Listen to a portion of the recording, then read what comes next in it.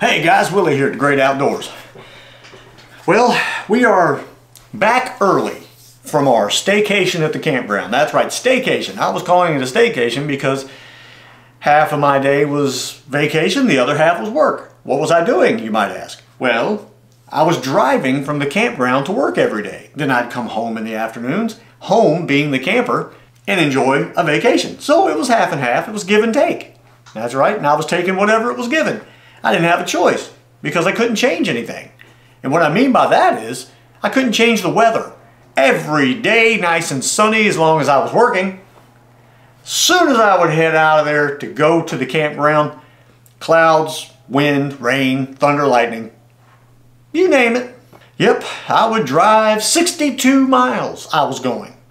One way. 62 miles one way in a vehicle that gets 12 miles per gallon. You do the math. Every Thursday I was filling her back up again. That's right.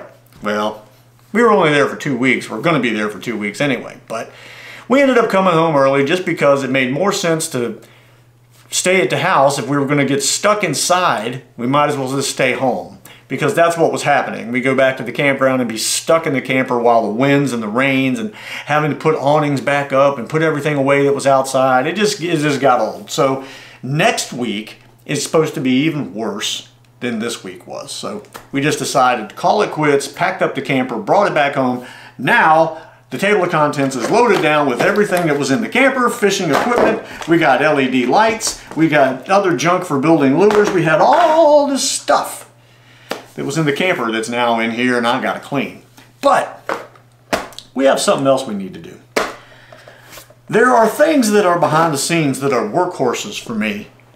And, well, at least one thing anyway, that really doesn't get the credit that it deserves. And that is our golf cart. That's right, our golf cart, which is a vehicle we never thought we'd own. Let me explain that. My wife's father bought that golf cart that you see me in all the time. He unfortunately had a version of dementia that prohibited his ability to think rationally, which I think all dementia does at some point.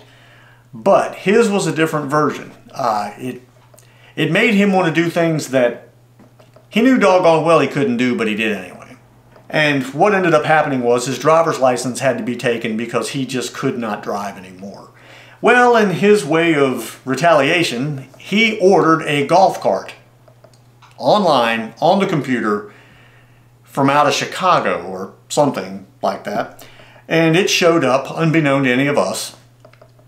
And he started driving it up and down the road like it was a car. Needless to say, long story short, I have a good friend that is a detective in the Newport News Police Department, head detective of the Newport News Police Department. He stopped by the house one day and talked to my wife and said, you really need to get your dad off the golf cart. We've pulled him at least 3 or 4 times driving down the road like he is a normal vehicle in 45 and 50 mile an hour zones. And if you don't, we're going to impound it and we're going to sell it at city auction. Okay, well, did we need a golf cart? No, we didn't. We had no reason to have a golf cart. At least we thought we'd never have a reason. So we ended up taking the golf cart and it sat here for about a year with an angry man down the road who wanted his golf cart back and didn't understand why we were taking it. And we ended up keeping it here and it was of no use to us in any way. No big deal. Well, later on we bought the camper and then we joined Thousand Trails Campground where they actually allow golf carts in the campground. Okay, well, now there's an actual reason to have this golf cart, other than protecting the area from my father-in-law's inability to think clearly. So anyway, I had to fix the golf cart. He pretty much tried to remove the house from its foundation once or twice, and then he did remove the heating and air system from the foundation once or twice, and ran into the back of my pickup truck with it. So there were some things I needed to repair. The front right wheel had almost been ripped completely off. The lights were missing where he had hooked onto something and backed up and ripped them completely off of the thing. It was in pretty foul shape. In pretty foul shape. The electrical, the wiring that went to the batteries, all the cables were corroded just about in half. It was in bad shape. So I made all those repairs. But now it has recently required more. I just got new tires and rims for it, and we have noticed that one of the LED lights that I have put on just quit working. And that's not normal for LED lights unless you get them from places like Harbor Freight and things like that, you know, cheaper lights, which is what I had on there. Well, I've ordered some new lights. We're going to put those on today. And I ordered something else to make it just kind of cool and different. Not that having a golf cart that looks like Herbie the Love Bug isn't cool and different. Because let me tell you, he gets a lot of looks. And everybody knows who I am. That goes without saying. You want to know about fishing in the campground? Look for the guy in the cowboy hat with the Herbie the Love Bug golf cart. There's a combination that you would never really hear very often. So anyway, how did he become Herbie? Well, let me tell you. The golf cart was originally a golf cart from a golf course, and somebody had painted it bright white. And when I say bright white, I mean when the sun hits it, you can't look at it bright white. It used to be tan. Why they didn't leave it tan, I don't know. Tan's fine. Bright white? Whew. I came up with the idea from a friend of ours who does decals, makes some of my shirts and things like that, to make me, off of her machine, some Herbie the Love Bug decals. I put them on there just because it was something different. There you go. There's the story. Is he Herbie the Love Bug? No. He is Milton the golf cart. That's right. Little Milty is what we call him. People laugh. They think it's funny. I don't know. It's just something I like doing. Anyway, today we're going to do some maintenance on the golf cart, and if all things work out, the sun keeps trying to break through, but it has dropped to about 58 degrees. Not that the fish won't bite, but I have some new stuff. We all know that at my review spot, the purple worm appears to be... Let go of that! The purple worm appears to be the in color for bass there. Well, just so happens that Charlie Brewer makes a purple worm. And it might be the purple I've been looking for. So I got 2 bags of those from Charlie Brewer. I had to order those offline. And I got a couple other things I thought were pretty neat. Some other Charlie Brewers that you've already seen. And the thing that's cool about Charlie Brewer, when you buy stuff from them, they'll send you 1 or 2 little, hey, why don't you just try these kind of things. I think that's pretty neat. So they give you stuff you didn't order, but just want you to give you a chance to try something you might not normally try. Come out of there. Look at this. You're going to love that. Johnson Reels patches. I got 2 of them. That's right. Going to put one on a jacket and one on a hat. That's what I'm going to do. And Charlie Brewer sliders. That's right. Got me a patch there. Going to put that on my jacket as well. I've got stuff. I got things to do. I got so much stuff to do and no time to do it in. That's right. So anyway, that's what we're going to do today. Throw all that down there for right now. And head outside, get everything cleaned up, or make some room so we can do some work on the old golf cart. That's right. Little Milty. We're going to get old Little Milty all cool, tuned up, awesome looking, fun. That's right. He thinks fun anyway. I mean, he's always fun. He's always been fun. It's not like he's not fun, but now he's going to be cool. Well, he's cool too. Now, as you can see, these are my lights. This cart used to have a bumper that went across and down and over, and it had lights built in it. Somewhere along the line, my father-in-law ran the thing into something, and it ripped the entire front bumper and lights and everything off of it. So I had to fabricate these guys here. Now, I have been accused at the campground of having extremely bright lights. Well, I like to see where I'm going. Do you need extremely bright lights at the campground? No, not really, but I like it.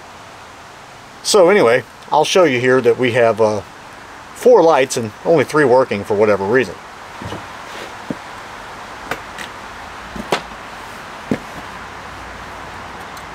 we have a light out. So really, the big question here is, do I want to just take the two top ones off and just use the bottom ones, or do I want to add some to the top? New ones. What's that? Yes, there'd be a big hole there if I take the top ones off and don't use that area. What? Will people still fuss about them being bright? Well, yeah, of course they will. They'll still fuss about it. That's what people do these days. They fuss. I'm sorry, what? Oh, no, I don't care. So anyway, what we have to do is cut some wire ties and take the old lights off.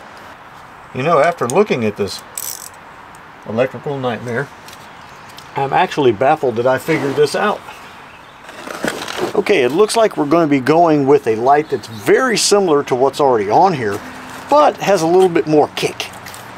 Right there. This one just has LEDs across the bottom.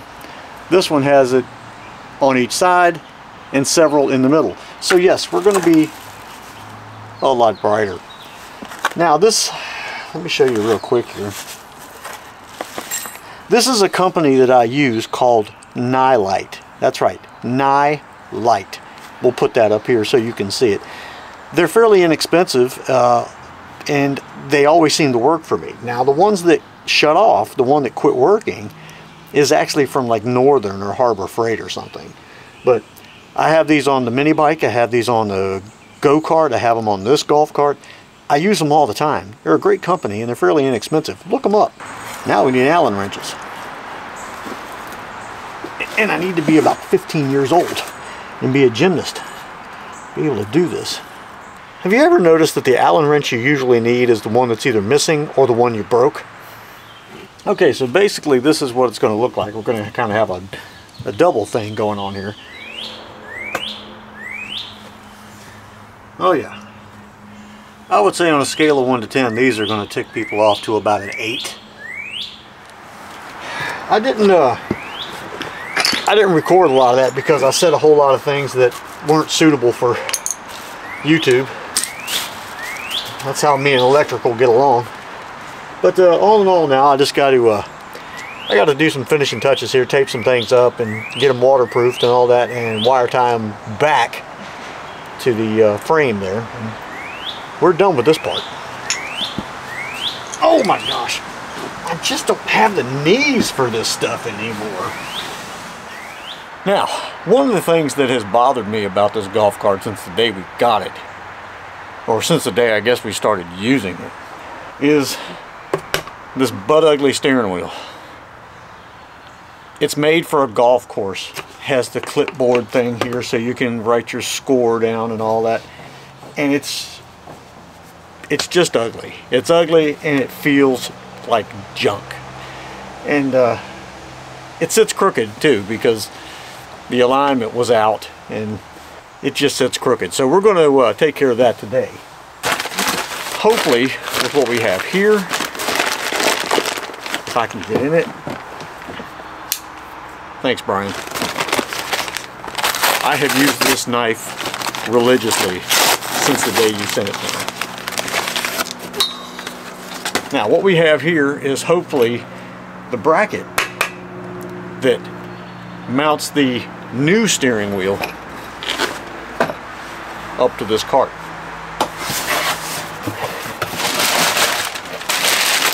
It's a box in a box. Love it when you give me a box in a box. There we go. Look at that. Can you see that? It's going to be like racing everywhere I go now. Yeah, hopefully this all works out, because when you're buying stuff off of Amazon, you're only going by what they say fits it. I'm hoping it fits it.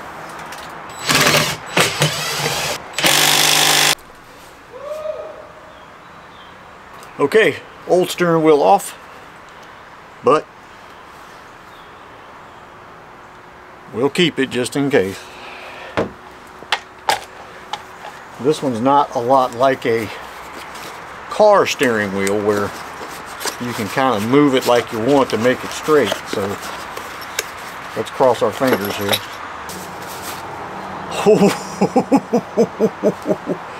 Chrome. Chrome is cool.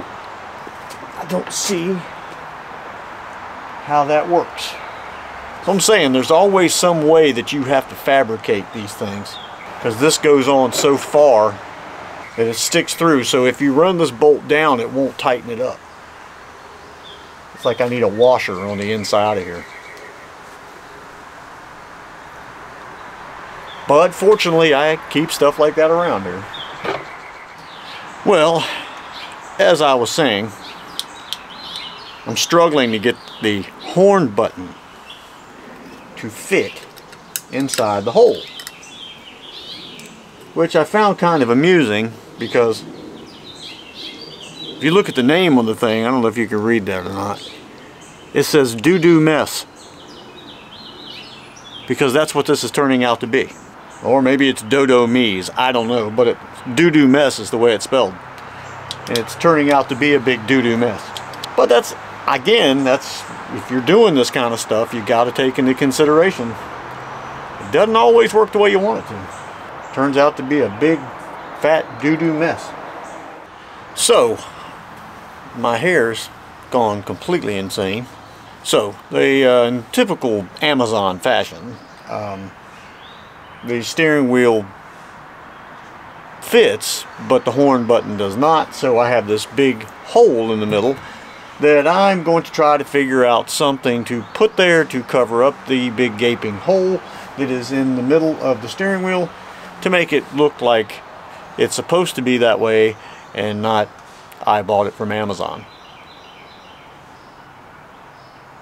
Anyway, give me some time, let me think about that. Got to be something that's that diameter that would just look cool there. I'll figure it out. Maybe like a glass doorknob or something. Matter of fact, I think I have one of those.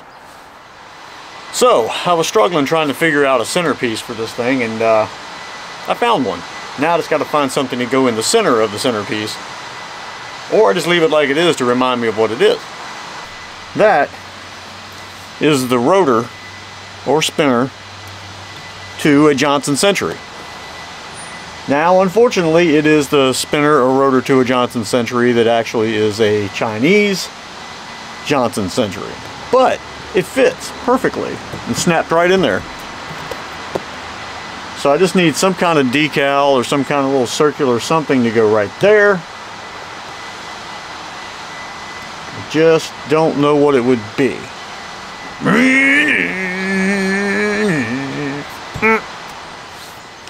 Hey, what's happening, guys? We're out here at the lake, the review spot, because several reasons actually. This lake has always been known for its fish loving a purple colored worm. Enter the Charlie Brewer Slider worm. Now, I've never used a worm by Charlie Brewer before, and this is a very unique color of purple. It's not too dark, but it does have a silver sparkle in it. And I just thought it would be a great time. It's Mother's Day. Unfortunately, my wife is not here. She is doing that volleyball thing she loves so much. And it's nice out here today, but it's 58 degrees. Temperature dropped again, but the sun's out nice and bright. Doesn't make sense. When it's really dark and overcast and cloudy, it seems like it's 80 degrees. Sun comes out, it goes 58. I don't know. Anyway, the water should still be pretty warm. But I wanted to give this worm a try. So anyway, let's get the casting here and see if this purple does anything out here that the other June bug colors and purples haven't been doing.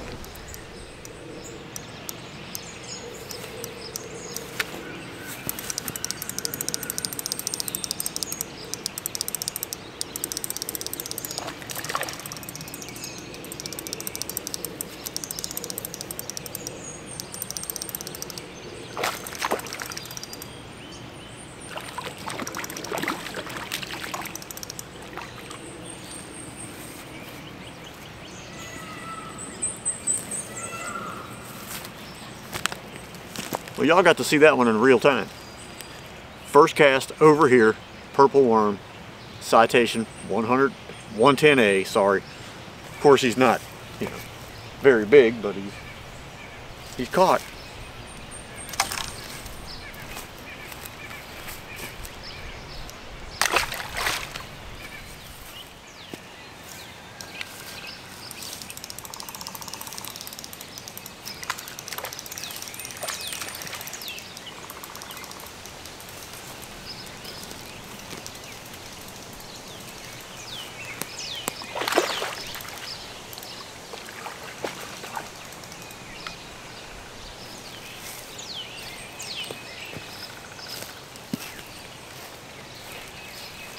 Pretty good possibility y'all couldn't even see that, but that's good fish right there.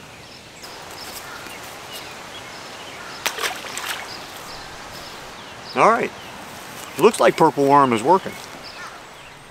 Hello and welcome to installment number 3. That's right, installment number 3. A video with 3 installments. This is the 3rd and final installment.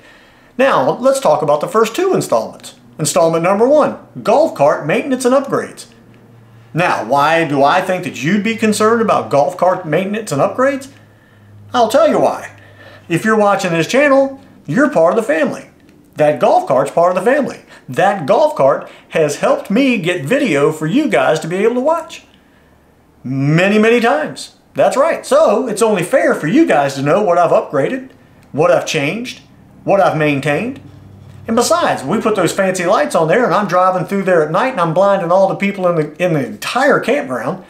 You're right there with me. And that fancy steering wheel, when I'm doing donuts and wheelies throughout the campground, you're right there with me. You're part of it. That's right. That's why. You need to know the things that I change and maintain and upgrade. You're part of the family. And so is that little golf cart. So there you go. Now, installment number 2. New baits. Yeah, that's right, we used new baits. We used a new worm from Charlie Brewer. A worm, not just a grub or a minnow, but a worm. That's right. And it worked. We caught lots of fish. Worked really well. And so did that Citation 110A. Man, did that thing work nice. Especially on that Berkley lightning rod, 6'6". Man, I was blasting that worm out. Whew. That's right. So you got to see that. Check out Berkley. They make really good rods. Check out Charlie Brewer. They make really good baits. Now here we are in installment number 3. Installment number 3, we're going to call it Subscriber Question. That's right, it was a question. Well, it was a question or a demand or a suggestion. It could go either way. But it came from a subscriber by the name of Ghetto Cabbage. Now, I don't know what Ghetto Cabbage is. I know what they are individually. One of them more than the other because one of them gives me gas. Subscriber question from Ghetto Cabbage was simple, but yet complicated. What are your 5 best, or what you like the most, vintage fishing reels, and which 5 do you like the least? Now, let me tell you. First off, we're going to start with that whole least thing. What I like the least. First off, what I like the least doesn't matter. Because whatever those 5 are, there's going to be 500 of you out there that watch this video that are going to say that whatever the 5 were, one of those 5 or all the 5 were the best reels you've ever owned. What's wrong with me? How could I possibly say that? Best thing I ever purchased. That's what you're going to tell me. You're going to tell me that it rescues cats from trees, saves babies from burning buildings, and even came and got you on the interstate one time when you were out of gas. That's what you're going to say. But let's try to remember, this is just my opinion. It's not the God's honest truth. It's just my opinion. Nobody written it down and there's no contracts being signed or anything. What works for me may not work for you. What works for you may not work for me. So that's all this is about. When you get on YouTube, the one thing about YouTube that you get on there for usually is 2 things. Entertainment or, that's right, there's an or. There may even be a boat after this is all said and done. And I might be up the creek without one. Knowledge. You're trying to gain some knowledge off of something. You want to get an opinion of something. You want to get a review. You want to know how many people have either loved or hated whatever it is you're looking for. Because let's face it, if everybody loved everything you were looking for, you wouldn't be on YouTube in the first place. You wouldn't need it. Because there'd be all those yellow stars all the way across there, all filled right in, all the way yellow. You wouldn't even have to look. You just go buy the thing anyway. But don't you want to know the truth? You want to know what's actually going on? That's right, because you don't want to be that one person that buys whatever it is and gets it home and realizes it's not as good as everybody says it is. That's right. That's why we get on YouTube. So let's just remember, it's just my opinion, okay? So if I've had bad luck with something that you haven't,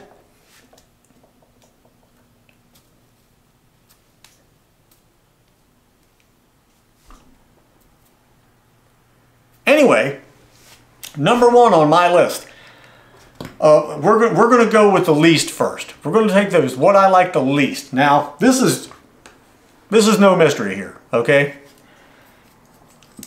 Daiwa Mini Cast 2.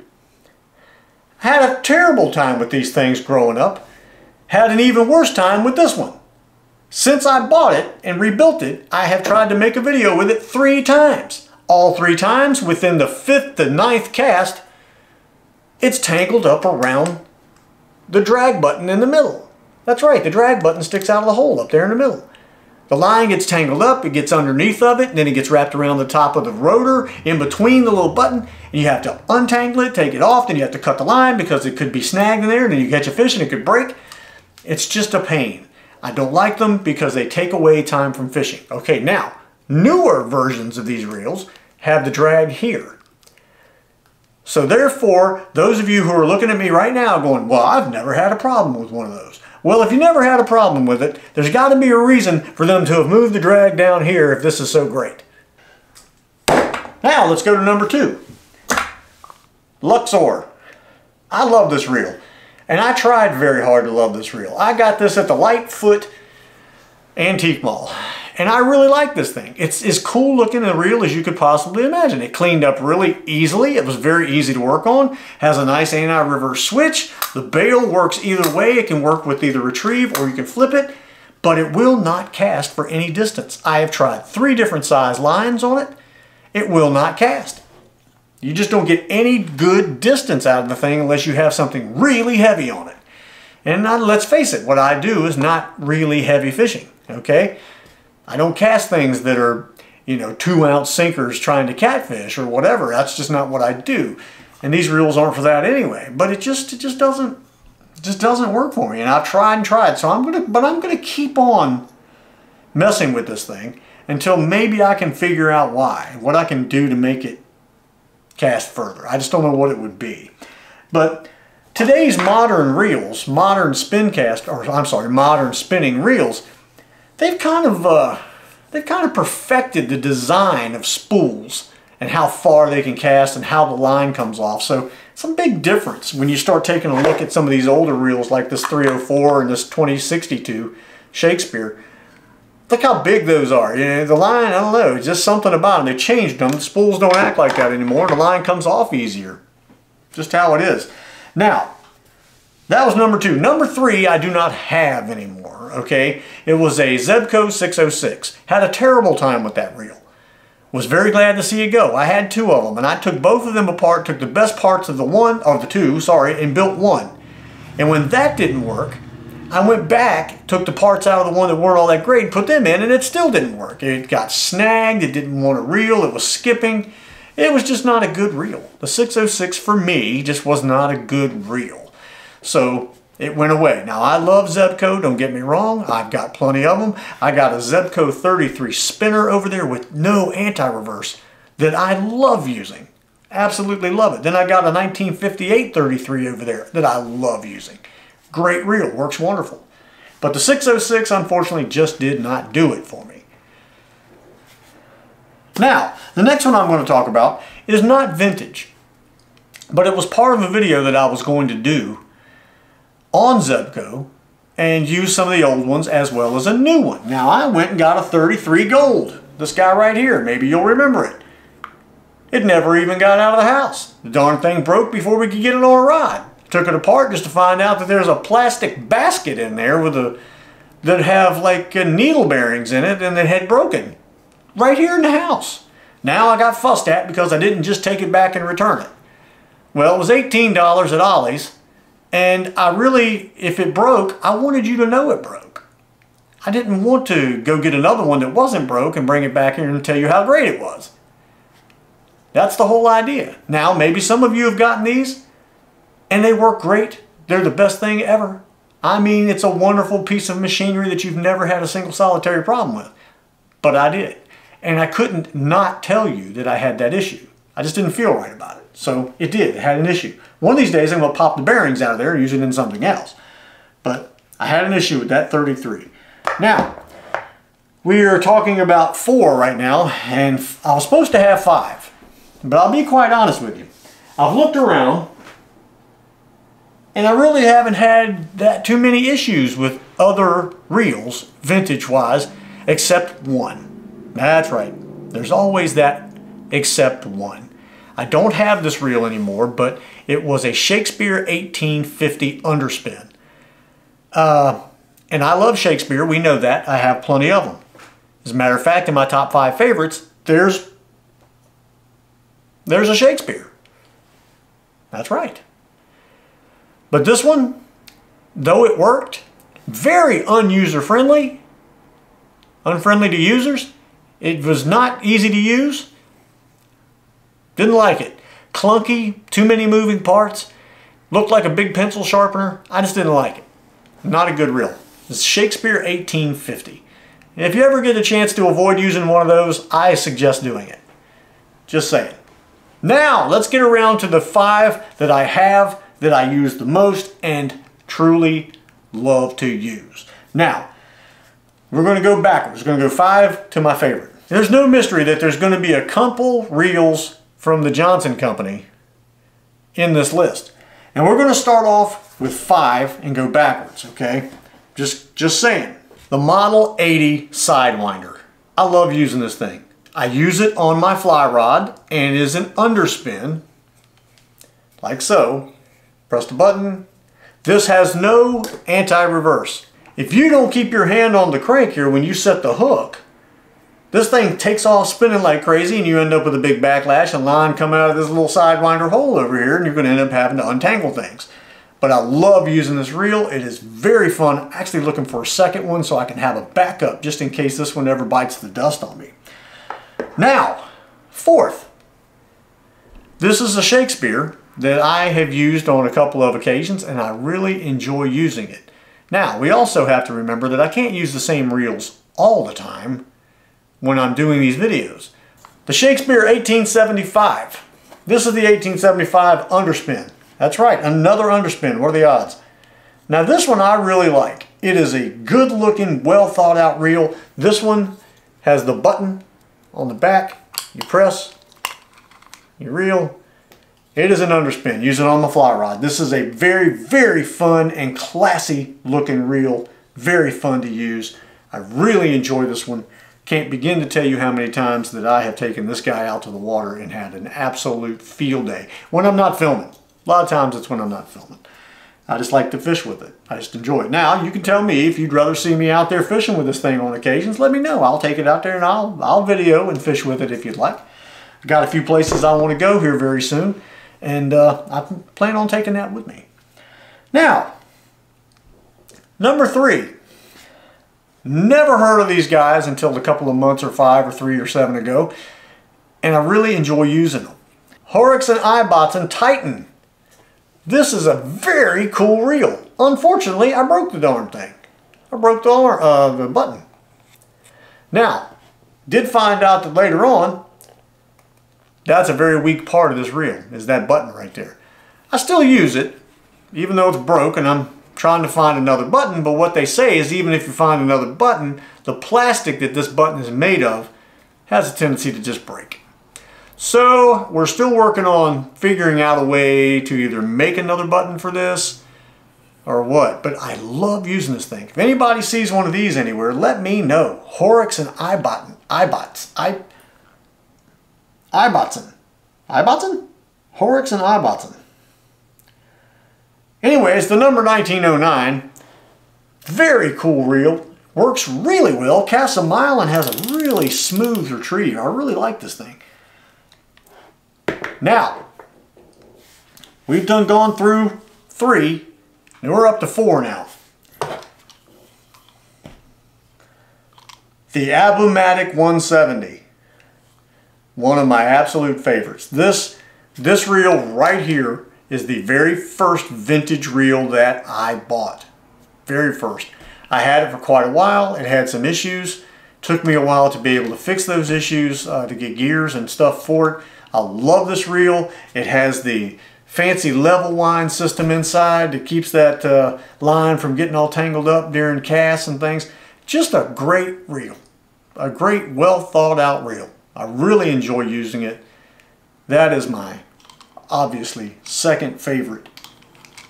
I seriously could take this and our number 1 and use them all day. Matter of fact, I might do that in an upcoming video. Now let's talk about number 1. Where you at? This guy here you just saw not too long ago. Probably on the video before last. That's right, this is the Duke. I bought this guy from a tackle shop in Toanna. He was completely frozen up. You've heard the story, completely rebuilt it. This is the Duke 100B. That's right, 100B with the Citation crank arm. New gears, has a little bit of a growl to him, but he's beat up and got the personality beyond personality. I love this reel. Never would part with this guy. He is special. A very special reel to me, and works like a charm. Casts a mile and reels in anything on the other end. I love using this reel. That is my number 1. I just enjoy this thing. I would really take this guy as beat up as he is anytime, anywhere, and that may happen. That's right, that may happen. So there you go. I have plenty of other reels that I enjoy using. Plenty of them. Citations, other 100Bs, 100s, plenty of reels. There's plenty of them that I really enjoy. But the guys you just saw are what I gravitate toward. So there you go. I hope you guys enjoyed that video. That was fun for me. I liked having the variety in there and breaking things up just the littlest bit. Ghetto Cabbage, I appreciate the question. I hope that gives you some insight. If you have any questions about any of those reels in any way, shape, or form, please comment down below. Ask away. I will answer anything I can. If you have a specific question on any of these reels, let me know. Thank you guys for watching. I am now going to take this video upstairs and get with Evan, and we're going to edit, and hopefully you'll be seeing it Sunday. Hopefully this is Sunday. If it's not Sunday, then this video made it to a Wednesday or a different Sunday. Who knows? You don't. I'm not even sure. Thank you guys for watching. We'll see you on the next one, whatever the next one may be. And that's right, I got a haircut. I got tired of all that hair. It was a nuisance, pain.